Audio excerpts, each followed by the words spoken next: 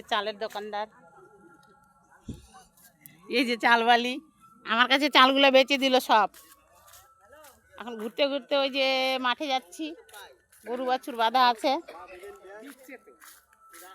গরু বাছুর বাঁধা আছে। এই যে গরুর ছবি দেখো সবাই। এটা হয়ে গেল, এই যে এখানে ধান, এই যে আমাদের মাঠ ভর্তি ধান, সামনে 34 নম্বর রাস্তা। বাচ্চা কাচ্চা এই মাঠে খেলে, রৌদ্র গরমে আমরা বাগানে বসে থাকি। এই যে একটা বাছুরি, আমাদের গর্ভধারিণী মারা যেমন বাচ্চা দেয় আদর করে, এরকম আমাদের গোবর্তী পশুগুলোও আমরা আদর করি, ওদের মায়ের কাছ থেকে হয়েছে। এই যে ওর মা, দেখলো?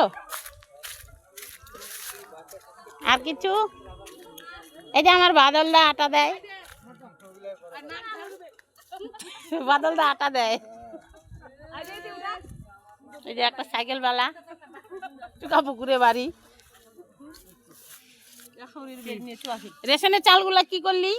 রেশনের চাল অভাবে সংসার, ওই জন্য বিক্রি করলি? না, বিক্রি করলে হবে না, এটা আমাদের অন্নপূর্ণা দেবী। না মাসে বিক্রি করে বিক্রি করলে হবে না, এগুলা গরিব দুঃখীর জন্যই দেওয়া হয়, গরিব দুঃখীরা যেন খাইয়ে বাঁচতে পারে। এটা কি আপনি ভিডিও করে ছাড়বেন না? না, ছাড়বো না, ভিডিও ছাড়বো না, কিন্তু আমি দেখতেছি, দেখাশোনা করতেছি, কে পাইলো কে পাইলো না। তাই এই যে ট্রাক্টর দিয়ে ধান চাল সব বোয়ানো হয়। এবার হয়েছে চাল কেনা বেচা। হ্যাঁ, টাইম উঠলে শেষ করে দিব আমি, তাই না? শেষ করে দিবেন, টাইম আবার টিপতে হবে, ওই জন্যই এরকম হচ্ছিল না। আমি এখন বাদ যাবো।